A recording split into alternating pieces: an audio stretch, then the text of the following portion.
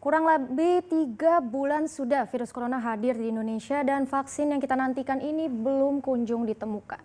Istilah the new normal atau normal baru seketika muncul hampir bersamaan dengan rencana pemerintah untuk melonggarkan pembatasan sosial berskala besar atau PSBB demi mengaktifkan kembali produktivitas ekonomi.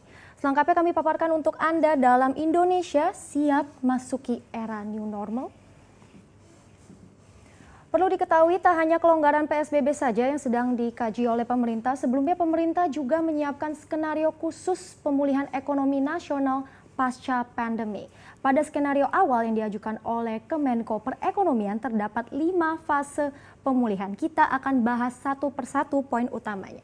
Yang pertama, pada 1 Juni 2020, kira-kira 2 minggu dari sekarang, industri dan jasa bisnis B2B diharapkan sudah bisa beroperasi dengan syaratnya yaitu sesuai dengan protokol kesehatan. Kemudian toko, pasar, dan mal ini masih belum boleh beroperasi kecuali toko-toko kebutuhan pokok seperti yang menjual masker ataupun alat kesehatan. Selang 1 minggu, tanggal 8 Juni, fase kedua, toko, pasar, dan mal sudah boleh dibuka, namun tetap dengan aturan ketat. Sementara itu usaha dengan kontak fisik seperti salon dan spa ini masih belum boleh dibuka.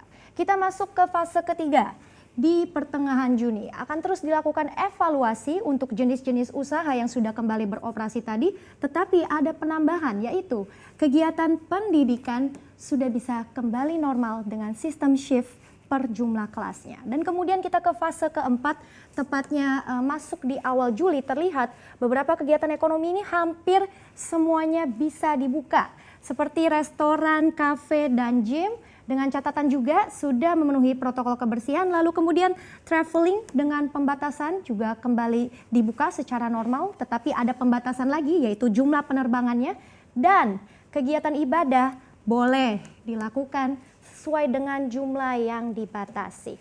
Next, masuk ke akhir fase di akhir Juli.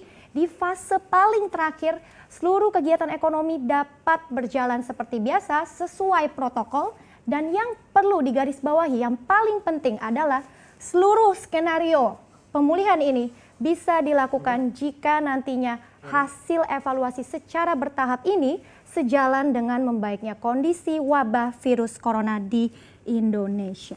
Dan di sisi lain ternyata negara-negara tetangga kita sudah mulai melonggarkan kebijakan lockdown di wilayahnya. Tapi sebelum kita ke sana, kita akan lihat dulu seperti apa tren penambahan kasus virus corona di negeri tetangga dalam 1 minggu terakhir. Terlihat jelas penambahan kasus di Vietnam dan Thailand ini berkurang paling signifikan. Hingga 18 Mei, Vietnam hanya melaporkan 4 kasus baru dan Thailand 3 kasus baru saja. Kita beralih ke Malaysia.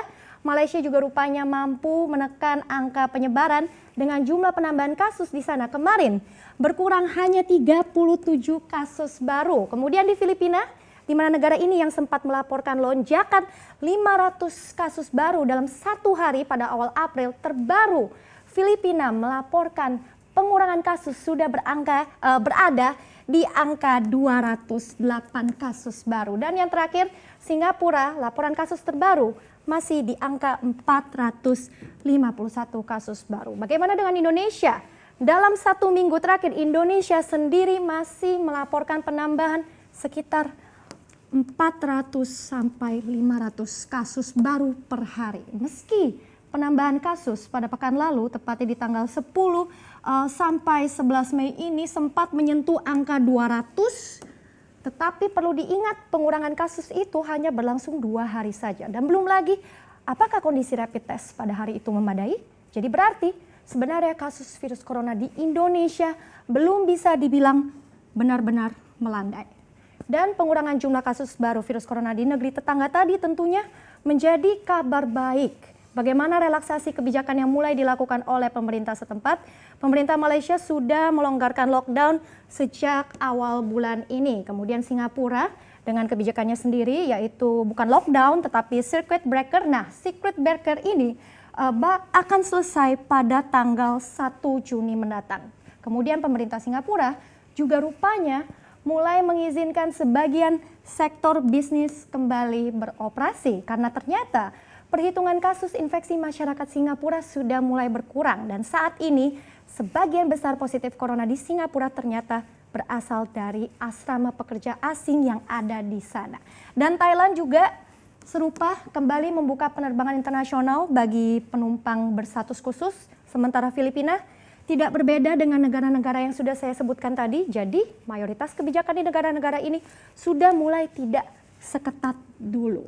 Lantas sebelumnya mungkin banyak yang memprediksi pandemi corona di Indonesia akan berakhir paling telat Juni atau Juli. Tetapi nyatanya prediksi ini mundur lagi.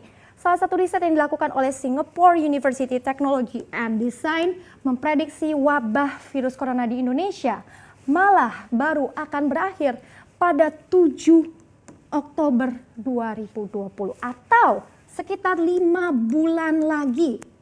Dengan deviasinya yaitu 14,9 hari. Nah, perhitungan ini sudah meliputi data harian penambahan kasus corona di Indonesia.